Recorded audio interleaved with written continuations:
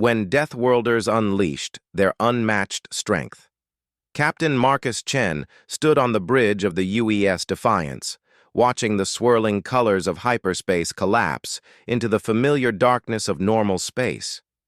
Stars appeared like scattered diamonds against the void, and directly ahead, the massive space station designated as Nexus Prime dominated the view screen.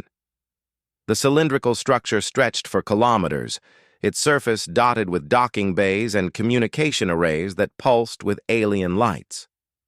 "First time seeing an actual galactic station, Captain," said Lieutenant Sarah Webb, her voice carrying a mixture of excitement and nervousness. The young communications officer had been selected for this historic mission despite her limited experience, primarily because of her exceptional linguistic abilities and quick adaptation to alien communication protocols. Marcus nodded, his weathered face reflecting years of military service on Earth's most dangerous battlefields. At 45, he had seen combat in the Australian Outback Wars, survived 3 tours in the Siberian conflict zones, and commanded peacekeeping forces in the flooded cities of former Bangladesh. Now he was humanity's first ambassador to a galaxy that had reluctantly agreed to meet with the newcomers from what they called a death world. "Incoming transmission, sir," Webb announced, her fingers dancing across the holographic interface. "It's from the station's docking authority. They're speaking in standard galactic, but there's something odd about their tone." The main screen flickered, revealing the elongated features of what appeared to be a Zilithian delegate. Their pale blue skin seemed almost translucent under the station's lighting, and their large, dark eyes held an expression that Marcus had learned to recognize during his military career. Barely concealed fear. "Human vessel," the alien's voice carried through the translation matrix with a slight tremor. "You are cleared for docking bay 17. Please proceed slowly and maintain minimal engine output. We have concerns about your propulsion systems." Marcus exchanged glances with his chief engineer, Commander Rodriguez, who had been quietly monitoring their fusion drives. The robust woman had spent decades working with volatile energy systems, and her expression suggested she found the alien's request amusing rather than concerning. "Acknowledged. Nexus control," Marcus replied, keeping his voice level and professional. "We'll reduce to minimum thrust and approach at your recommended speed." As the Defiance slowly maneuvered toward the designated docking bay, Marcus couldn't help but notice the other ships giving them an unusually wide berth.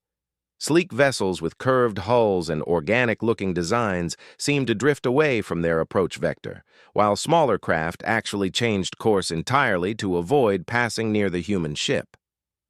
"Captain," called out Ensign Park from the sensor station, his voice puzzled. "I'm reading some unusual energy signatures from the other ships. It's almost like they're charging defensive systems, but their weapons remain powered down." Dr. Elena Vasquez, the mission's xenobiologist and cultural specialist, stepped forward from her position at the science station. Her dark hair was pulled back in a practical ponytail, and her eyes held the sharp intelligence that had made her one of Earth's foremost experts on theoretical alien psychology. "They're afraid of us," she said simply, her voice carrying certainty born from years of studying interspecies interaction theories. "Look at their formation patterns, their energy signatures, even the way that delegates' hands were shaking during the transmission. These aren't the behaviors of a confident, technologically superior civilization greeting newcomers." Marcus frowned as he processed this information.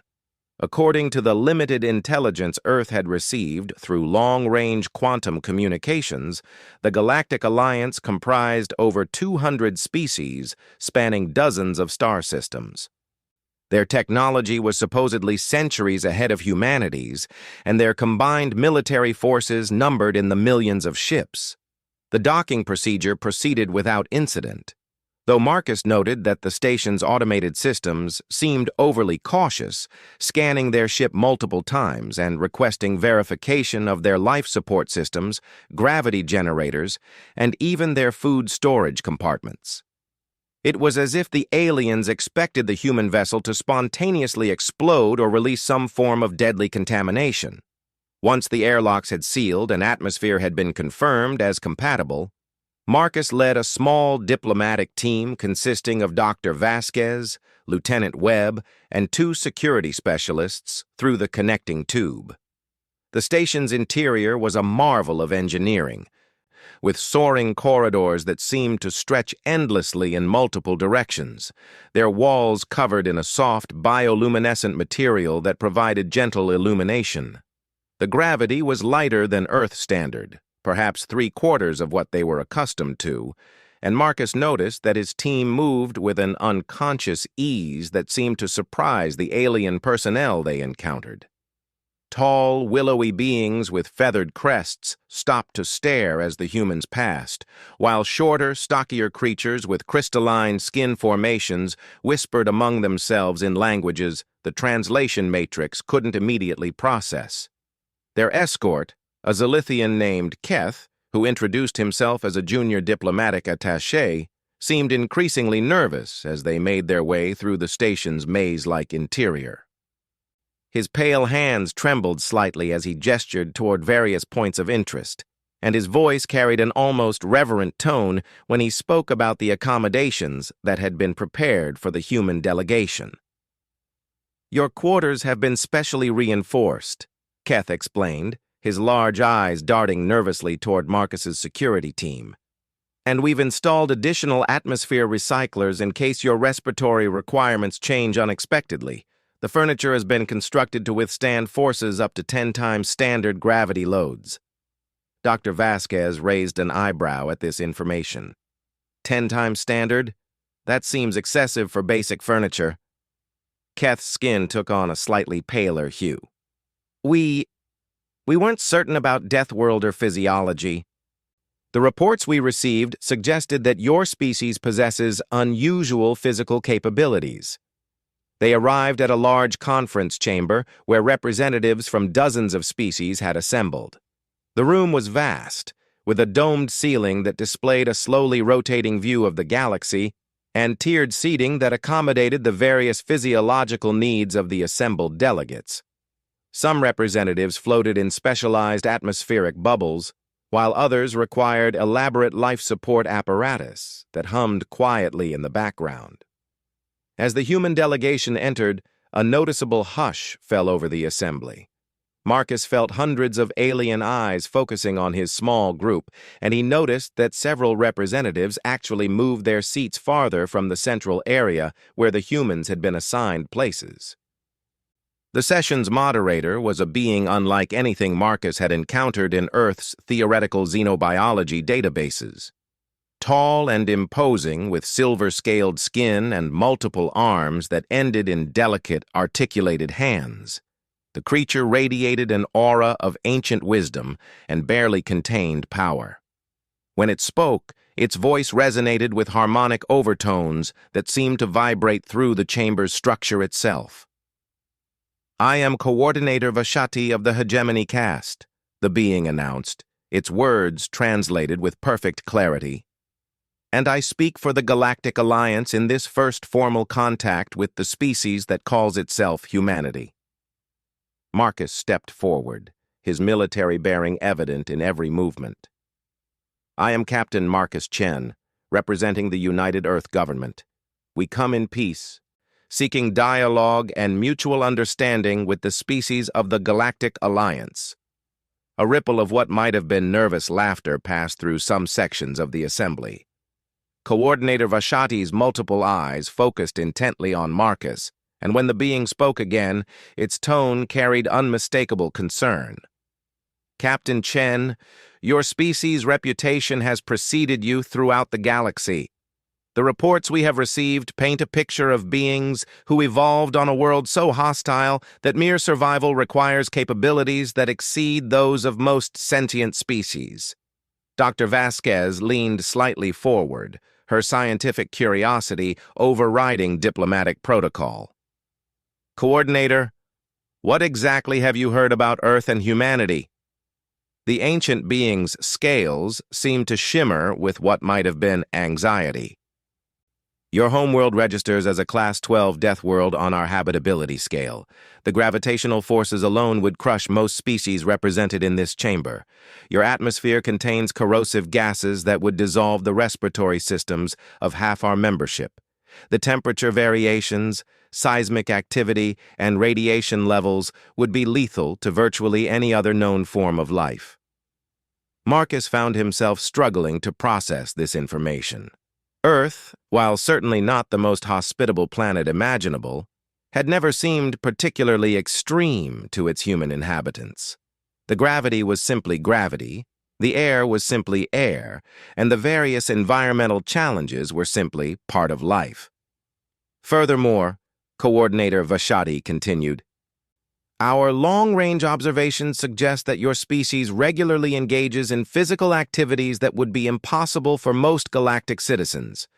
We have recorded instances of individual humans lifting objects weighing several hundred kilograms, surviving temperature extremes that would kill most life forms, and recovering from injuries that would be fatal to other species. Lieutenant Webb's communication equipment suddenly activated with an incoming transmission from the Defiance. Commander Rodriguez's voice came through clearly, though tinged with confusion. Captain, we're receiving multiple scan requests from station security. They seem particularly interested in our artificial gravity systems and structural integrity fields. Should I be concerned? Before Marcus could respond, Coordinator Vashati spoke again, addressing the question directly.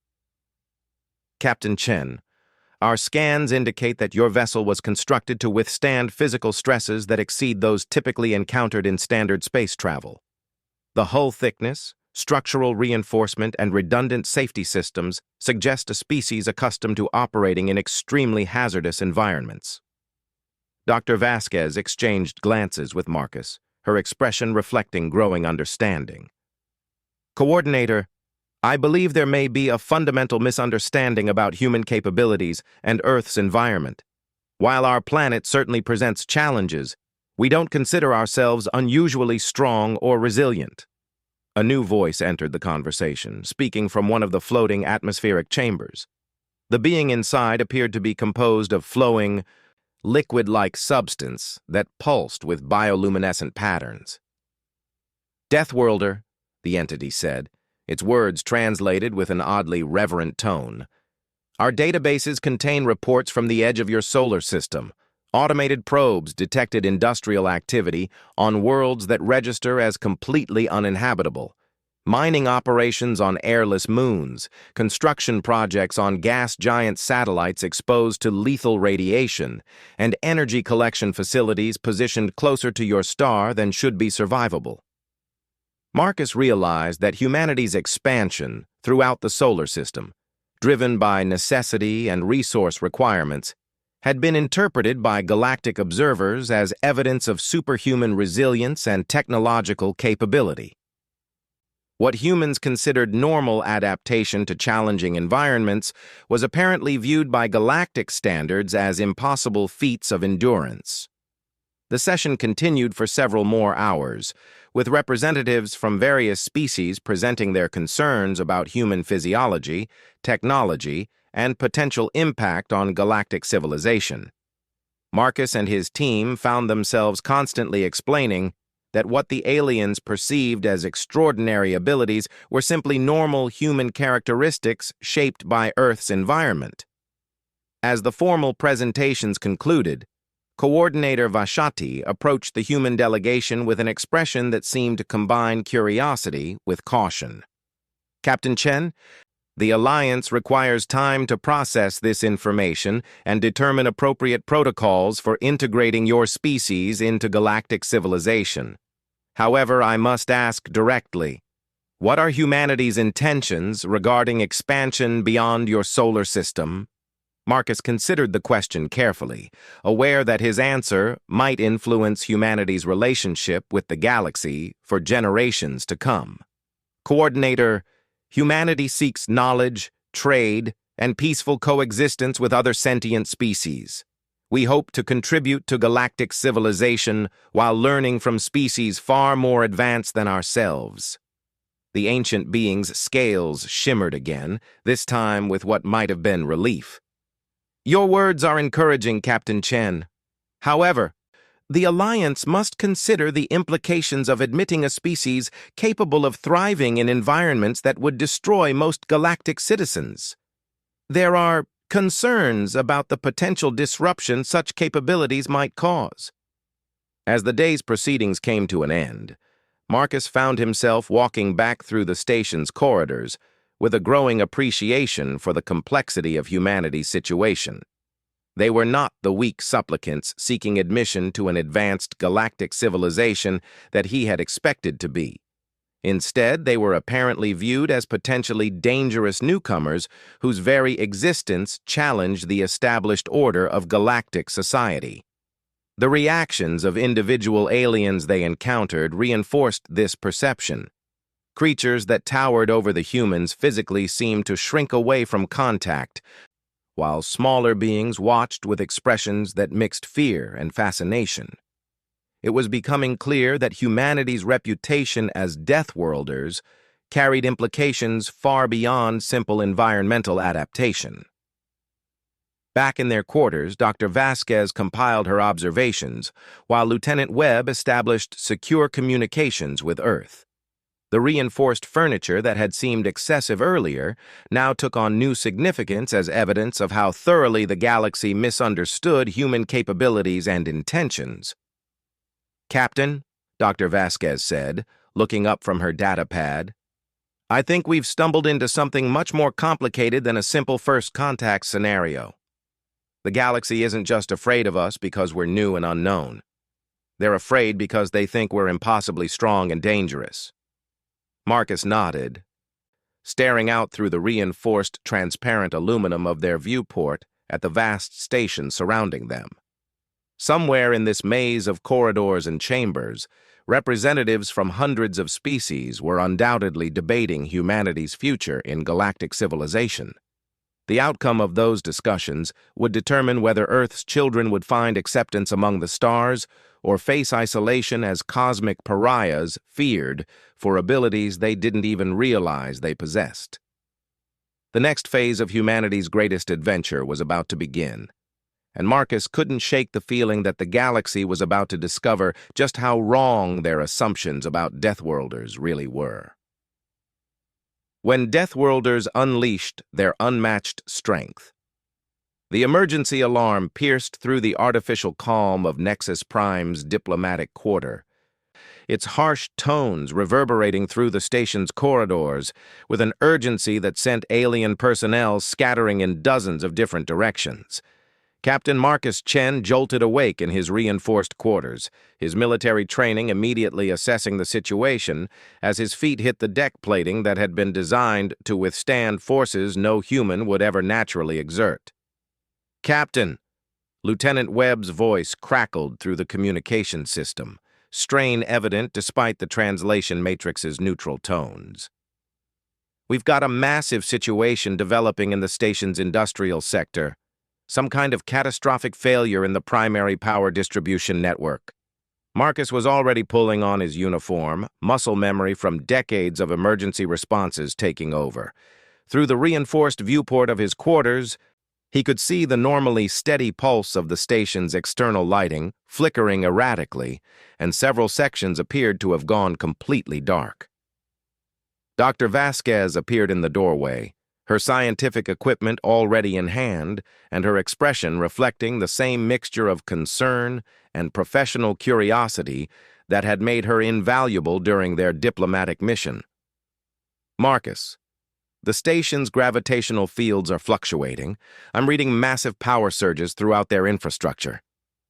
The three humans made their way through corridors that were rapidly filling with panicked aliens. The tall, graceful Zilithians moved with jerky, uncertain steps that seemed to emphasize their usual ethereal quality, while shorter, more robust species clustered together in groups, their own emergency protocols apparently involving collective decision-making processes that seemed to slow their response time considerably. What struck Marcus most forcefully was the apparent inadequacy of the station's emergency procedures. While the alien personnel clearly had protocols for dealing with various crisis situations, their execution appeared slow and cumbersome compared to human emergency response standards. Creatures that seemed perfectly adapted for calm, methodical problem-solving appeared to struggle with the rapid decision-making required in genuine crisis situations. They arrived at the Central Command Center to find Coordinator Vashati and several other senior Alliance officials gathered around a holographic display that showed the station's internal structure in alarming detail. Large sections were pulsing red, indicating critical system failures, while others showed the yellow indicators of impending cascade failures. "Coordinator," Marcus said, stepping forward with the directness that had characterized all his interactions with the galactic representatives. "What's the situation?" The ancient being's multiple arms gestured frantically at the display, its normally composed demeanor replaced by obvious distress. "Captain Chen, we are experiencing a complete breakdown of our primary power distribution grid. A cascade failure in the industrial sector has created feedback loops that are threatening the entire station's infrastructure." Dr. Vasquez moved closer to examine the holographic readouts, her scientific training allowing her to quickly interpret the alien data formats. "These power levels are enormous. How many people are on this station?" "Approximately 12 million sentients," Coordinator Vashati replied, its voice carrying harmonics that the translation matrix rendered as barely controlled panic. "Our evacuation procedures require a minimum of 72 hours to safely transfer the population to emergency vessels, but our power systems are projected to fail completely within 6 hours.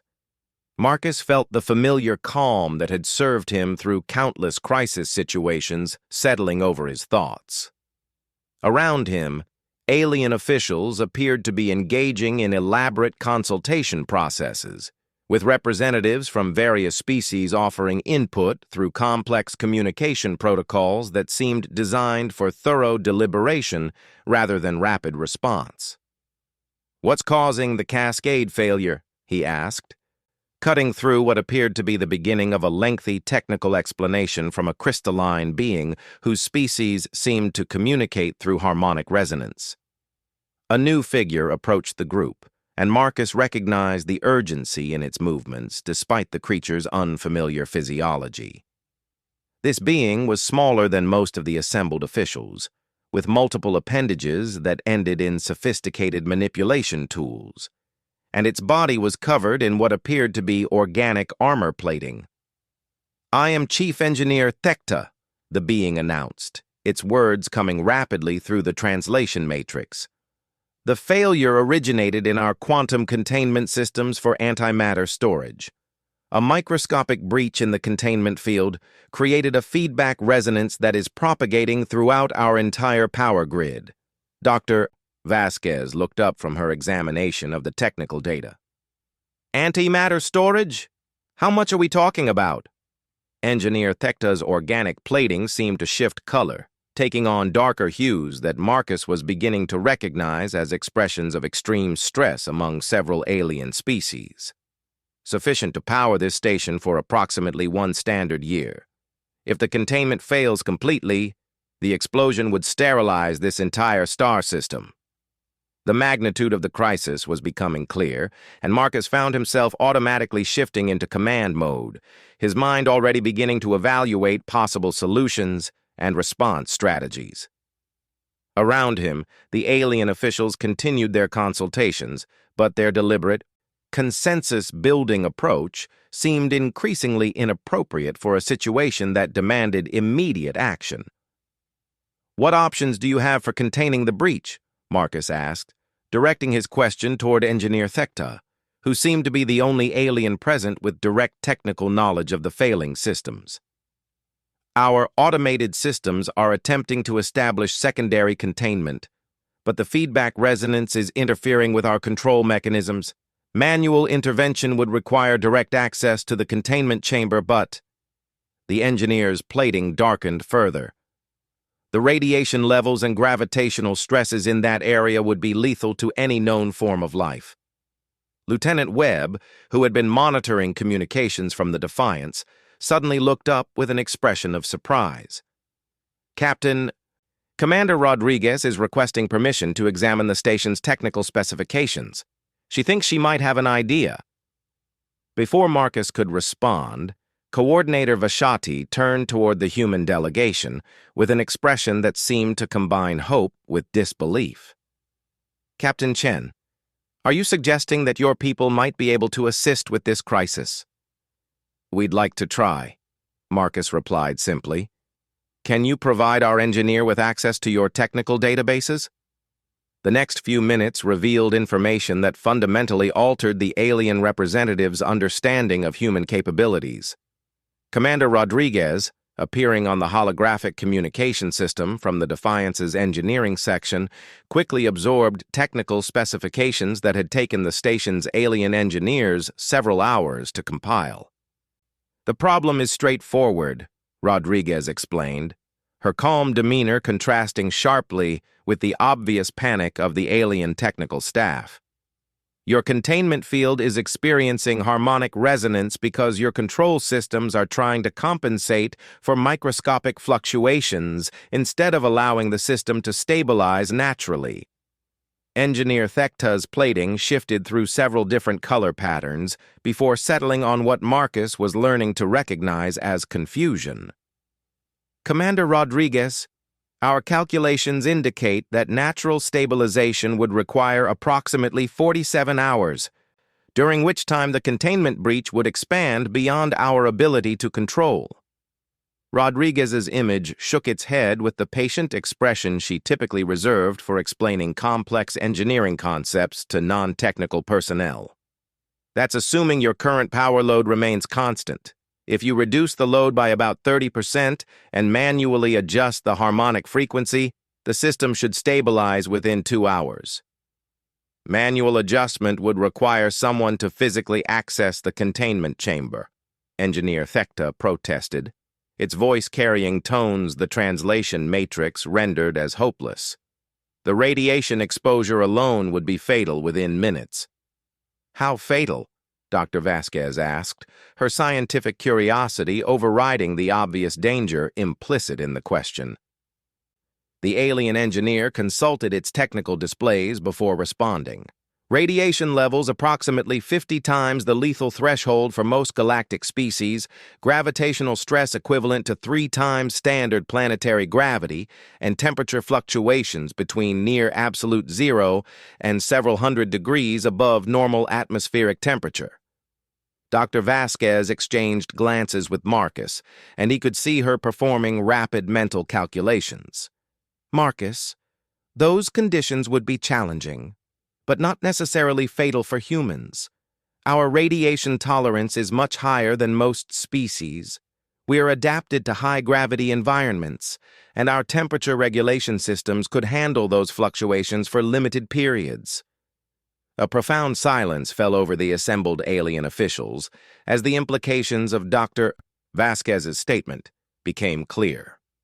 Coordinator Vashati spoke first, its harmonic voice carrying overtones of amazement. "Dr. Vasquez, are you stating that humans could survive in conditions that would be instantly lethal to virtually every other known species?" "We're saying we'd like to try," Marcus replied. "What exactly would need to be done in the containment chamber?" Engineer Thekta quickly brought up detailed schematics, showing a complex arrangement of machinery surrounding a central chamber that seemed to contain swirling patterns of barely contained energy. "The harmonic frequency controls are located here." The engineer indicated specific components, approximately 50 meters from the containment field itself. "Manual adjustment would require approximately 30 minutes of direct manipulation." Commander Rodriguez studied the schematics through the communication link, her experienced eye quickly identifying the key systems. "Captain, I could handle that kind of work. The bigger challenge would be getting to the chamber through whatever radiation shielding and security systems they have in place. The security systems have been automatically disabled due to the emergency," Engineer Thekta explained. However, the access route requires traversing approximately 2 kilometers of corridor subject to the radiation and gravitational stresses I mentioned earlier. Marcus made his decision with the swift certainty that had characterized his entire military career. We'll need environmental suits designed for extreme conditions, radiation shielding, and direct communication with your technical staff during the entire procedure. What followed was a frantic period of preparation that revealed even more about the vast differences between human and galactic capabilities. The environmental suits provided by the station's emergency equipment were designed for short-term survival in hostile conditions, not extended work periods. However, when Dr. Vasquez and Engineer Thekta examined the specifications, they realized that the suit's maximum rated protection was actually less than what humans could tolerate without any protection at all. Your basic physiology provides better radiation resistance than our emergency equipment, Engineer Thekta marveled, its plating now shifting through colors that seemed to indicate profound confusion. How is such a thing possible? Dr. Vasquez found herself explaining concepts that she had never thought to question before. Humans evolved on a planet with relatively high background radiation, frequent solar storms, and a magnetic field that varies significantly over geological time periods. Our cellular repair mechanisms are much more robust than you might expect. The preparation process attracted attention from throughout the station as word spread about the humans' proposed solution. Alien observers began gathering in the areas adjacent to the approach route, apparently eager to witness whether the legendary Deathworlders could actually survive conditions that would kill virtually any other known life form. Marcus selected Commander Rodriguez and Ensign Park for the mission, choosing the experienced engineer and the young sensor specialist for their technical skills and physical conditioning. Both had undergone the extreme environment training that was standard for Earth's space service, including exposure to radiation levels, gravitational stress, and temperature variations that apparently exceeded anything most galactic species could survive. As they prepared to enter the danger zone, Engineer Thekta provided final technical instructions, while Coordinator Vashati and dozens of other alien officials monitored their progress through remote sensors. The entire station seemed to hold its breath as the three humans entered corridors that registered as immediately lethal on every alien monitoring system. The journey to the containment chamber proved to be challenging but manageable by human standards. The radiation levels, while certainly dangerous, fell within the range that humans could tolerate for limited periods. The gravitational stress was roughly equivalent to wearing heavy equipment during training exercises, and the temperature fluctuations were similar to conditions Marcus had experienced during Arctic and desert operations on Earth. What surprised the watching aliens most was the humans' casual adaptation to conditions that would have been instantly lethal to galactic observers. Marcus and his team moved through the dangerous corridors with steady, purposeful steps, their communication systems providing running commentary that seemed remarkably calm given the circumstances. "Radiation levels are elevated but manageable," Rodriguez reported as they approached the containment chamber. "Gravitational stress is about what I'd expect from wearing full combat gear, and the temperature variations are actually kind of refreshing after the recycled air on the station." Engineer Thekta's response came through the communication system with harmonics that the translation matrix rendered as complete disbelief. "Commander Rodriguez, you are currently experiencing conditions that would kill most sentient species within seconds, and you describe them as refreshing?" The work in the containment chamber proceeded smoothly, with Rodriguez's experienced hands making the precise adjustments needed to stabilize the harmonic frequency, while Park monitored the containment field's response through sensors that the station's technical staff considered impossibly accurate. The entire procedure took exactly 28 minutes, during which the watching aliens observed humans performing complex technical work in an environment they had assumed was completely uninhabitable. When the team emerged from the danger zone, they found the station's corridors lined with alien observers who watched their approach with expressions that ranged from awe to something approaching religious reverence. The crisis had been resolved, the station's power systems were stabilizing, and 12 million lives had been saved by 3 humans doing what they considered routine technical work. Coordinator Vashati met them at the edge of the restricted zone, its ancient form radiating an emotional response that transcended species barriers. "Captain Chen, your people have accomplished something that the combined technical resources of the Galactic Alliance considered impossible.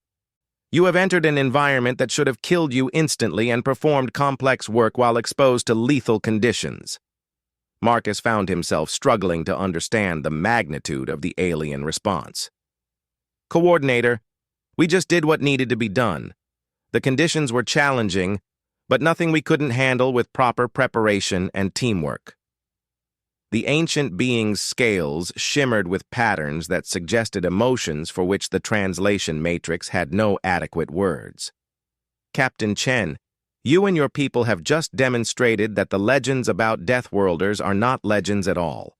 You are beings who casually accomplish the impossible and consider it routine maintenance." As news of the rescue spread throughout Nexus Prime, Marcus began to understand that humanity's relationship with the galaxy had fundamentally changed in the span of a few hours.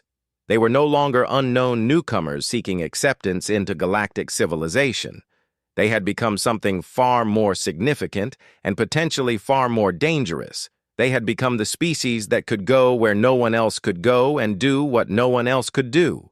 The implications of that realization would reshape not just human-alien relations, but the entire structure of galactic civilization itself.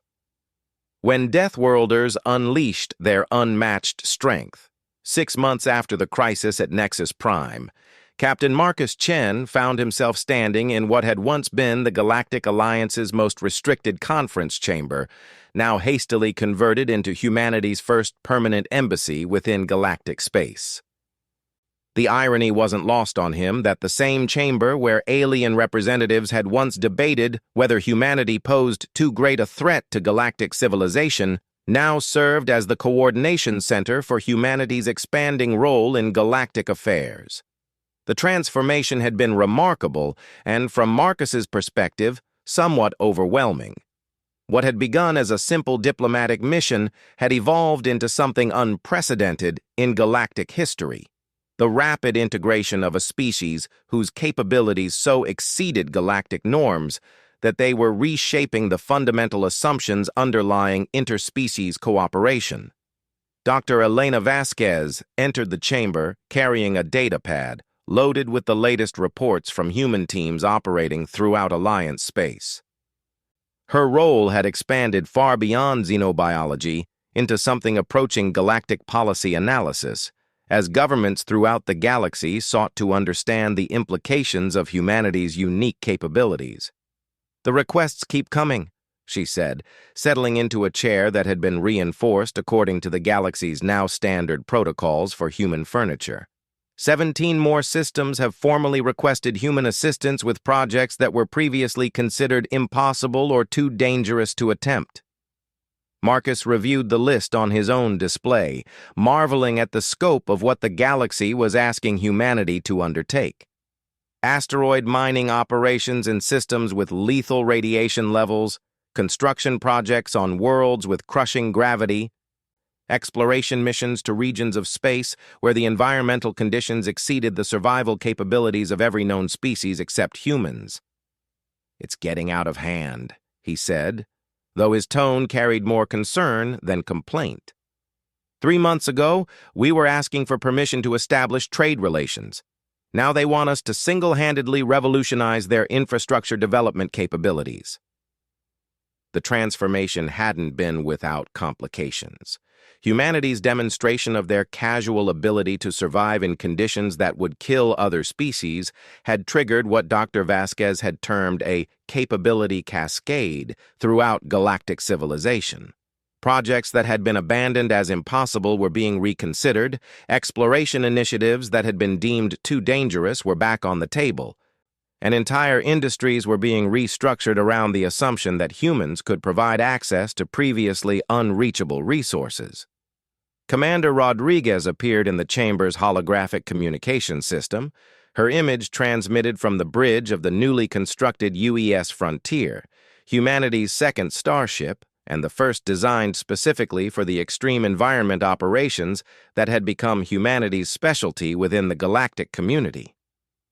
"Captain, we've got another situation developing," Rodriguez reported, her voice carrying the familiar tone that indicated she was about to describe something that would seem routine to humans but impossible to anyone else. "The Hegemony Cast has requested our assistance with a mining operation in the Vega system. Apparently, there are significant mineral deposits on a planet that orbits so close to the star that the surface temperature regularly exceeds 800 degrees Celsius. Marcus found himself suppressing a smile at Rodriguez's matter-of-fact delivery. 800 degrees Celsius was certainly hot, but it fell within the range of industrial environments that humans routinely worked in with appropriate protective equipment.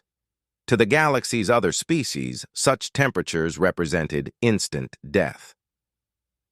"What's the timeline?" he asked, already knowing that humanity's response would determine whether the project proceeded at all. "They need a preliminary survey team within 2 weeks," Rodriguez replied.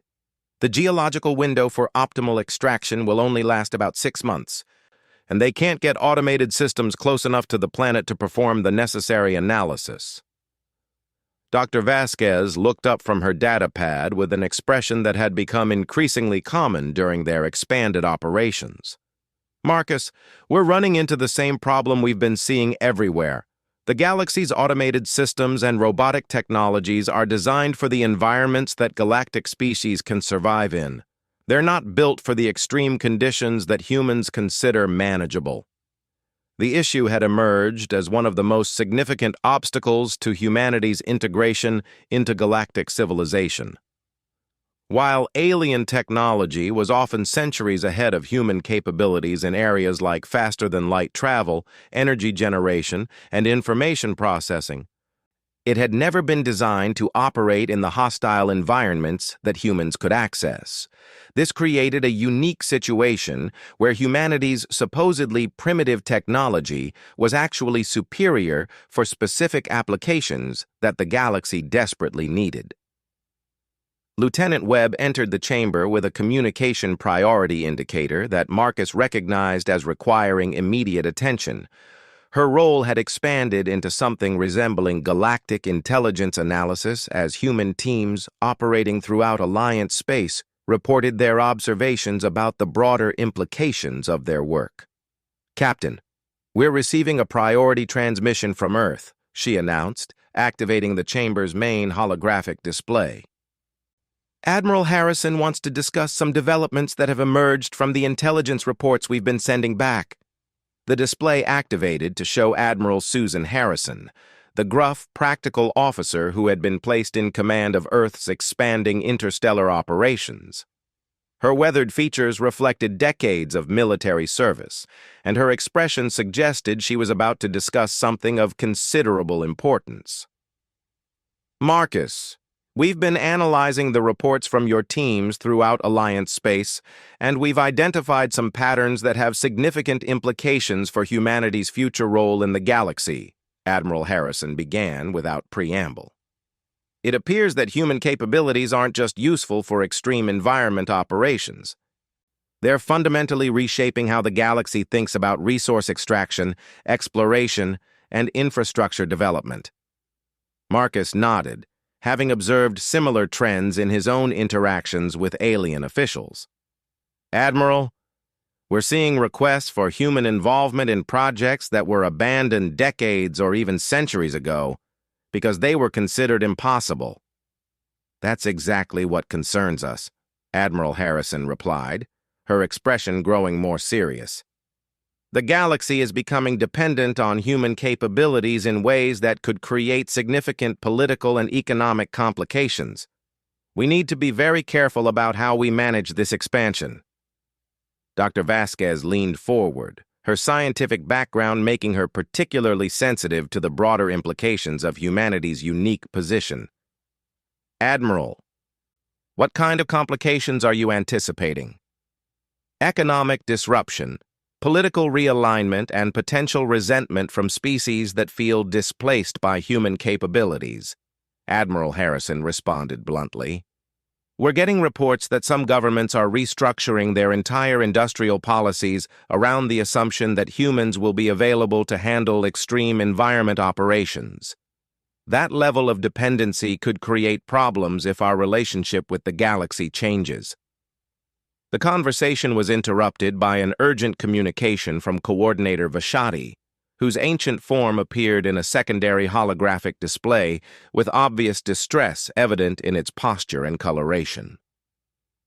Captain Chen, we have an emergency situation developing that requires immediate human intervention, the coordinator announced, its harmonic voice carrying overtones of barely controlled panic. A research vessel has become trapped in the gravity well of a neutron star, and the rescue operation exceeds the capabilities of our emergency response systems. Marcus felt the familiar shift into crisis mode that had characterized his response to emergency situations throughout his career. What's the situation, Coordinator? The vessel contains 43 researchers from 12 different species, including some of the galaxy's most prominent scientists, Coordinator Vashati explained rapidly. They were conducting gravitational studies when their containment systems failed. The gravitational forces and radiation levels in the area make rescue impossible using conventional methods. Commander Rodriguez's image immediately became more focused. Coordinates and technical specifications? Transmitting now, the coordinator replied. Captain Chen, our calculations indicate that the rescue operation would require a vessel and crew capable of surviving gravitational forces exceeding 15 times standard planetary gravity, radiation levels approximately 100 times the galactic lethal threshold, and spatial distortion effects that would destroy most known materials. Admiral Harrison's expression on the primary display reflected grim understanding. Marcus, this is exactly the kind of situation we were discussing. The galaxy is asking humanity to undertake a rescue mission that would be suicide for any other species. But it's possible for us? Marcus asked, directing the question toward Rodriguez. Challenging, but doable, Rodriguez replied, with the confidence that came from extensive experience with extreme environment operations. The frontier was designed for this kind of work. We'd need to modify some of our shielding systems and probably accept some equipment damage, but we could get in and out. Dr. Vasquez pulled up the technical specifications on her datapad, her scientific training allowing her to quickly assess the parameters of the proposed rescue operation. The conditions are severe, but they fall within the range of what humans can tolerate for limited periods. The bigger challenge would be the rescue itself, extracting 43 individuals from a damaged vessel while operating in a neutron star's gravity well. Marcus made his decision with the same swift certainty that had characterized all his crisis responses. Admiral, we're going to attempt the rescue. Rodriguez, how long do you need to modify the frontier systems? Give me 6 hours, Rodriguez replied. I'll need to reinforce the structural integrity fields and recalibrate our radiation shielding, but we can do it. What followed was a rescue operation that became legendary throughout galactic civilization, not just for its success, but for the casual competence with which humans operated in conditions that the galaxy's finest scientists had assumed were universally lethal. The Frontier's crew, working in an environment that would have instantly killed any other known life form, successfully extracted all 43 researchers and returned them safely to Alliance space. The rescue operation's success had implications that extended far beyond the immediate crisis. News of humanity's achievements spread throughout the galaxy with unprecedented speed, carried by the researchers who had been saved and amplified by governments that were beginning to understand the true scope of human capabilities. Within days of the rescue, Marcus found himself facing a complete transformation in humanity's relationship with galactic civilization. The requests for human assistance evolved from occasional special projects to a constant stream of missions that only humans could undertake. Governments throughout the galaxy began establishing permanent liaison offices with Earth, and the economic implications of humanity's unique capabilities started reshaping trade relationships throughout Alliance space. Dr. Vasquez compiled reports that painted a picture of galactic civilization undergoing its most significant transformation in centuries. Marcus, we're not just participating in the galactic community anymore. We're fundamentally changing how the galaxy thinks about what's possible. The changes weren't limited to emergency operations and extreme environment projects. Humanity's casual ability to survive and work in hostile conditions was enabling scientific research, resource extraction, and exploration initiatives that had been considered impossible for generations. Entire fields of study were being revolutionized as human teams provided access to phenomena that had previously been observable only through remote sensors. Perhaps most significantly, humanity's role was beginning to alter the political structure of galactic civilization itself. Species that had been considered minor players in galactic affairs found themselves elevated to new prominence when human partnerships enabled them to access resources or undertake projects that had previously been beyond their reach. Meanwhile, some of the galaxy's most powerful civilizations discovered that their technological superiority meant little when critical operations required the kind of physical resilience that only humans possessed. Admiral Harrison's final communication of the day addressed the long-term implications of humanity's expanding role. Marcus, Earth's leadership has made a decision about how to handle our growing influence in the galaxy. We're going to establish a formal Extreme Environment Operations Command with you as its first director. Marcus found himself staring out at the stars visible through the embassy's reinforced viewport, contemplating a future that seemed to promise endless challenges and unprecedented responsibilities. Humanity had entered the galaxy seeking acceptance and knowledge. Instead, they had discovered that their greatest strength lay not in learning from more advanced civilizations, but in enabling those civilizations to achieve goals that had seemed impossible. The galaxy would never be the same, and neither would humanity.